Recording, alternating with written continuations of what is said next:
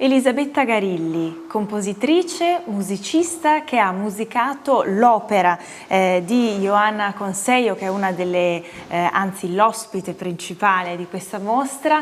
Come si traduce l'immagine in musica?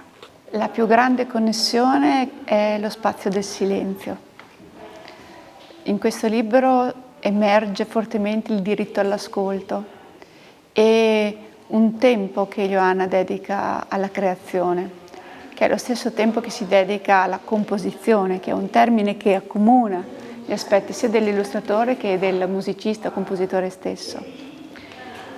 Fondersi nelle illustrazioni di Ioanna è prendersi un tempo, ascoltarsi interiormente e creare questo ponte di dialogo con il suo segno, che è un cammino verso l'ascolto. Poi c'è una cosa che mi piace, così, sulla quale ho riflettuto tanto, la temperatura delle matite di Ioanna, perché nelle sue illustrazioni emerge una temperatura e per quanto riguarda la composizione è una scelta armonica. Ogni armonia crea nell'essere umano una temperatura, una dimensione di ascolto che lo accompagna o in una dimensione o in un'altra. E così io ho visto le illustrazioni di Ioanna e questo è il processo compositivo che mi ha unito a lei.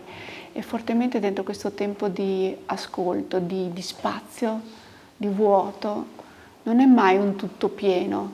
Anche laddove c'è l'illustrazione c'è sempre un enorme respiro che permette al lettore di entrarvi e in questo caso al compositore di far emergere le note che chiama. In qualche modo l'ha influenzata rivolgersi al mondo dell'infanzia, al mondo dei bambini, cambia il linguaggio quando ci si rivolge a loro? Io sono una musicista e mi ritengo una musicista per bambini e lo dico con grande onore, sono anche autrice e comunque i bambini e le bambine hanno sempre aperto dentro di me quello spazio di osservazione e di creazione infinita.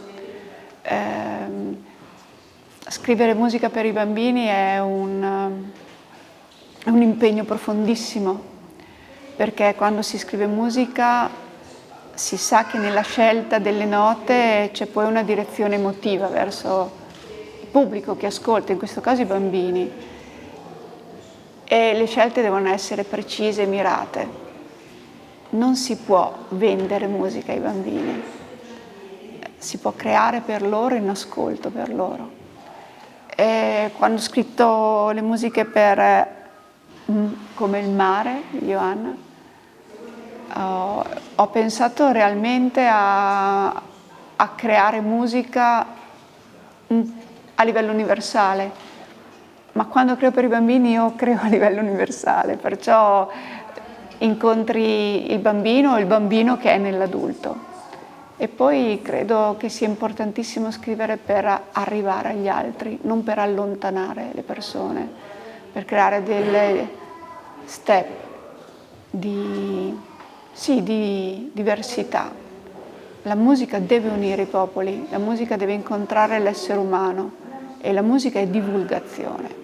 Bisogna arrivare a tutti e far sentire a tutti la possibilità di provare ad esprimersi. Elisabetta, il processo creativo che poi ti ha portato appunto a musicare l'opera di Ioanna ci dà anche la misura di quanto sia ampio lo spazio della fantasia. Tu in questo spazio come ti muovi, in particolare come ti sei mossa in questa occasione? È veramente un cammino poetico. La fantasia è unita a un processo intimo, è qualcosa che ti ribalta dentro per poi essere espressione esterna. È un costante dialogo su qualcosa che non tocchi, non sai, qualcosa che arriva dentro come una sorgente e quando è il momento di creare è la vita che lo dice.